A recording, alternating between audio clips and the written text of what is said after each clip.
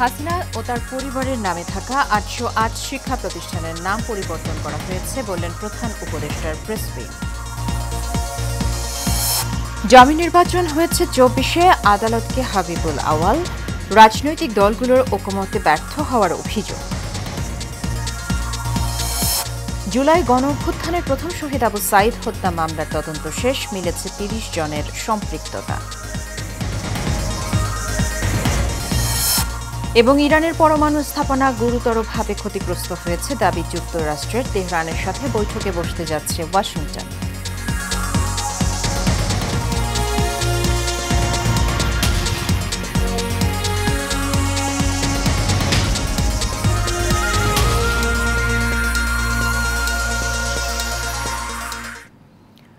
স্বাগত Asian prime নিউজে। দর্শক, সংবাদ জুড়ে সাথে আছি সুবর্ণা গোলন্দাজ। শুনছিলেন বিআরবি কেবল ইন্ডাস্ট্রিজ লিমিটেড সংবাদ শিরোনাম। চলে যাচ্ছি বিস্তারিত সংবাদে। সাবেক প্রধানমন্ত্রী শেখ হাসিনা ও তার পরিবারের সদস্যদের নামে নামকরণ করা ৮০৮টি স্থাপনা ও প্রতিষ্ঠানের নাম পরিবর্তন করেছে অন্তর্বর্তীকালীন সরকার। প্রধান উপদেষ্টার প্রেস উইং থেকে এসব তথ্য জানানো হয়েছে। এতে বলা হয়, বিগত সরকারের ১৬ বছরে দেশের ৯৭৭টি অবকাঠামো ও প্রতিষ্ঠানের নাম সাবেক প্রধানমন্ত্রী শেখ হাসিনা ও তার পরিবার ও আওয়ামী লীগের রাজনীতিবিদদের নামে প্রতিষ্ঠিত হয়েছে। এর মধ্যে রয়েছে সেনানিবাস, বিমান ঘাঁটি, নৌবাহিনীর জাহাজ, মেগা সেতু, সড়ক, স্থাপনা, স্কুল, কলেজ, বিশ্ববিদ্যালয়, হাসপাতাল, গবেষণা কেন্দ্র সহ বিভিন্ন প্রতিষ্ঠান। ইতোমধ্যেই এই প্রতিষ্ঠানগুলোর অধিকাংশের নাম পরিবর্তন করা হয়েছে। অবশিষ্ট প্রতিষ্ঠানগুলোর নাম পরিবর্তনের কাজ প্রক্রিয়াধীন রয়েছে।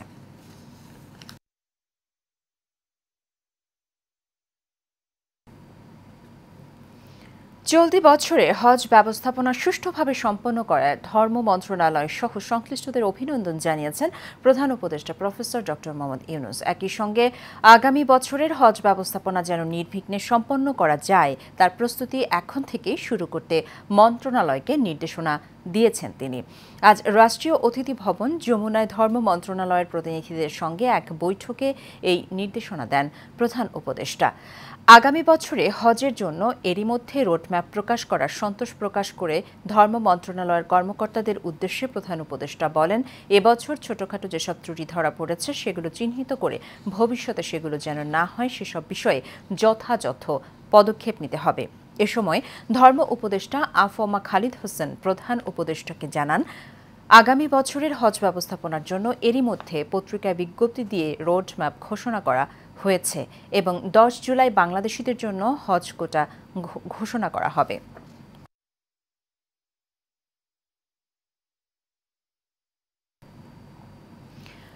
২৪-এর ৭ জানুয়ারি অনুষ্ঠিত দ্বাদশ জাতীয় সংসদ নির্বাচন ডামি ও প্রহসনের নির্বাচন ছিল বলে আদালতে স্বীকার করেছেন সাবেক প্রধান নির্বাচন কমিশনার কাজী হাবিবুল আওয়াল। ঢাকার chief metropolitan magistrate Mohammad Mustafizur রহমানের আদালতে শুনানিতে তিনি তা স্বীকার করেন।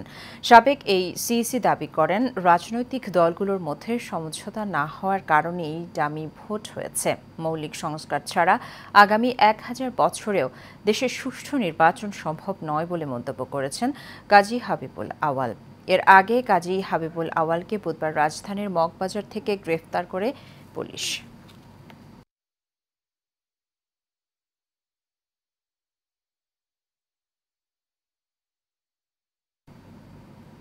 জুলাই গণঅভ্যুত্থানের প্রথম নিহত আবু সাঈদ হত্যা মামলার তদন্ত শেষ হয়েছে।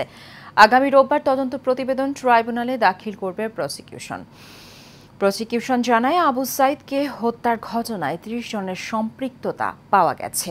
গত বছরে ১৬ জুলাই ছাত্র জনতা আন্দোলনের সময় রংপুরে পুলিশের গুলিতে বেগম রোকেয়া বিশ্ববিদ্যালয়ের শিক্ষার্থী আবু সাঈদ নিহত হন।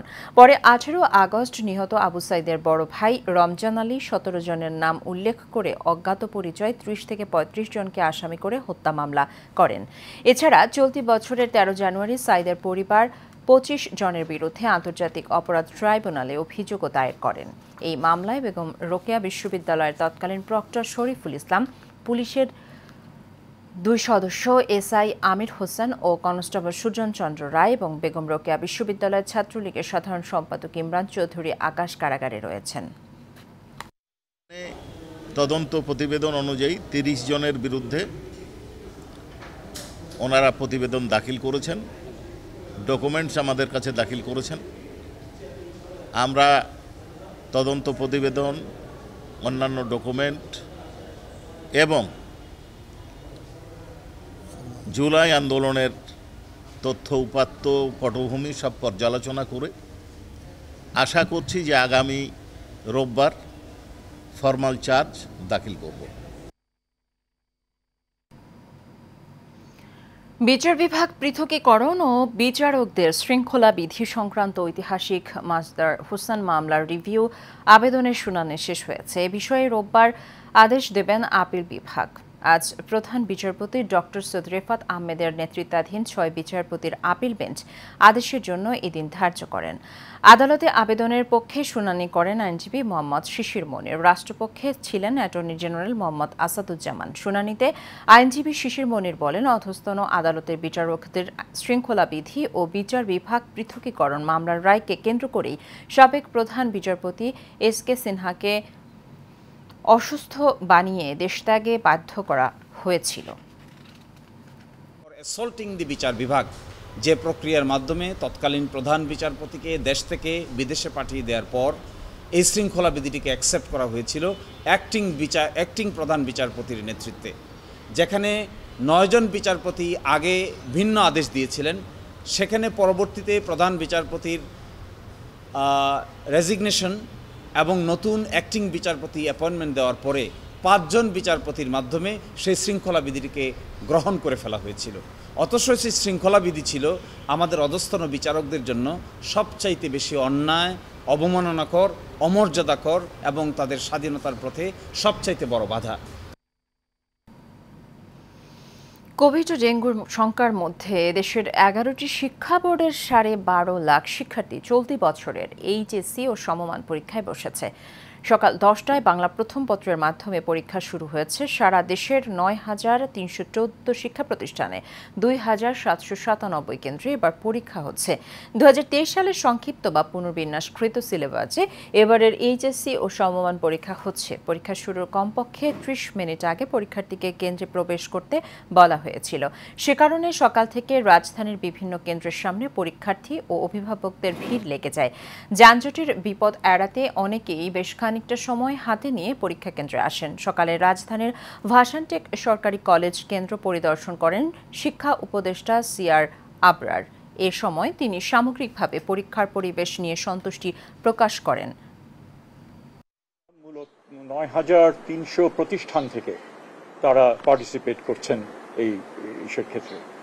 একটা উল্লেখযোগ্য বিষয় সেটা হচ্ছে যে মোট যে পরীক্ষার্থী 50.6% হচ্ছেন নারী এবং 49.4% হচ্ছেন পুরুষ, মানে ছেলে। আমরা আশা করি যে আমরা ভালো মতো এটা সম্পন্ন করতে পারবো এবং দ্রুততম সময়ের মধ্যে রেজাল্ট সেটাও আমরা পাবলিশ করতে পারবো। শুধু আইনের প্রয়োগ করে সমাজ থেকে মাদক নির্মূল করা সম্ভব নয় বলে মন্তব্য করেছেন স্বরাষ্ট্র উপদেষ্টা অবসরপ্রাপ্ত লেফটেন্যান্ট জেনারেল মোহাম্মদ জাহাঙ্গীর আলম চৌধুরী। দুপুরে রাজধানীর ওসমানী স্মৃতি মিলনায়তনে আন্তর্জাতিক মাদক প্রতিরোধ দিবস উপলক্ষে আয়োজিত অনুষ্ঠানে এসব কথা বলেন তিনি। মঞ্জুলা নামের রিপোর্ট।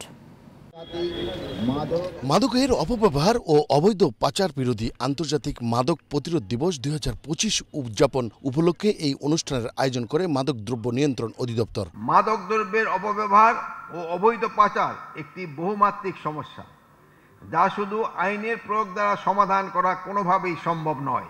এ সময় স্বরাষ্ট্র উপদেষ্টা মোহাম্মদ জাহাঙ্গীর আলম চৌধুরী বলেন, মাদক শুধু দেশীয় নয়, একটি বৈশ্বিক সমস্যা। আমরা সকলেই জানি মাদক দ্রব্যের অপব্যবহার, অবৈধ পাচার বর্তমানে একটা বৈশ্বিক সমস্যা। বর্তমান বিশ্বে যে সমস্ত সমস্যা বিশ্ব বিবেককে নাড়া দিয়েছে, মাদকাসক্তি তার একটা অন্যতম। মাদকের ভয়াল থাবায় দেশের যুব সমাজ ধ্বংস হচ্ছে, এতে দেশের সমৃদ্ধি বাধাগ্রস্ত হচ্ছে। মাদক চোরাচালানে শিশু ও নারীদের ব্যবহার করা হচ্ছে বলেও মন্তব্য করেন তিনি। আমাদের দেশের মাদক চোরাচালানের একটি ভয়াবহ বিষয় হলো নারী, শিশু এবং কিশোরদের এই গহীন কাজে ব্যবহার করা হচ্ছে। ফলে তাদের মধ্যে অপরাধ প্রবণতা যেমন বৃদ্ধি পাচ্ছে, তেমনি তাদের একটি উল্লেখযোগ্য অংশ মাদকাসক্ত হয়ে পড়েছে। স্বরাষ্ট্র উপদেষ্টা লেফটেন্যান্ট জেনারেল মোহাম্মদ জাহাঙ্গীর আলম চৌধুরী স্পষ্ট করে বলেন, দেশের প্রধান দুই শত্রু মাদক ও দুর্নীতি। বিশ্বের এক প্রান্ত থেকে অন্য প্রান্ত পর্যন্ত এর কালো থাবা বিস্তৃত। মন্ডলের নাম, এশিয়ান টেলিভিশন, ঢাকা।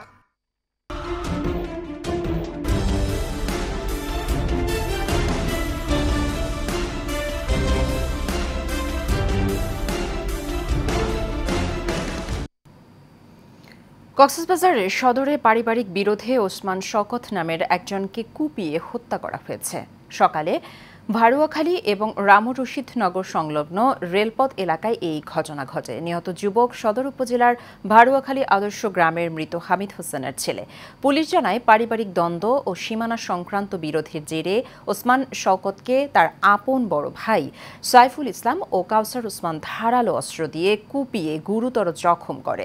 পরে স্থানীয়রা তাকে উদ্ধার করে রামস্বাস্থ্য কমপ্লেক্সে নিয়ে গেলে চিকিৎসক মৃত ঘোষণা করেন।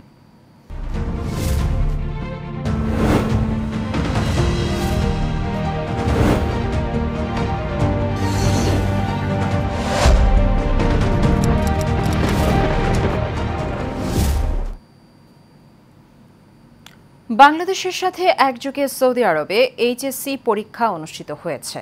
Bangladesh international school and college জেদ্দায় স্থানীয় সময় সকাল 7টায় বাংলা প্রথম পত্রের পরীক্ষা শুরু হয়।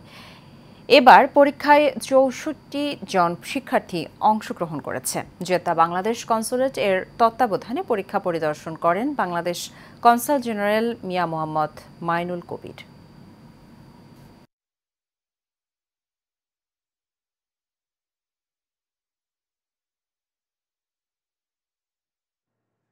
শেষ করব এশিয়ান প্রাইম নিউজ। তার আগে বিআরবি কেবল ইন্ডাস্ট্রিজ লিমিটেড সংবাদ শিরোনামগুলো জানিয়ে দেব আরও একবার।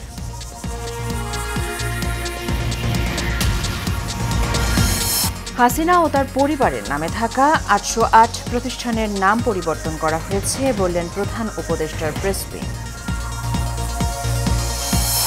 ডামি নির্বাচন হয়েছে 24-এ, আদালতকে হাবিবুল আওয়াল রাজনৈতিক দলগুলোর ঐকমত্যে ব্যর্থ হওয়ার অভিযোগ। জুলাই গণ অভ্যুত্থানের প্রথম শহীদ আবু সাঈদ হত্যা মামলার তদন্ত শেষ, মিলেছে 30 জনের সম্পৃক্ততা। এবং ইরানের পরমাণু স্থাপনা গুরুতরভাবে ক্ষতিগ্রস্ত হয়েছে দাবি যুক্তরাষ্ট্রের। তেহরানের সাথে বৈঠকে বসতে যাচ্ছে ওয়াশিংটন।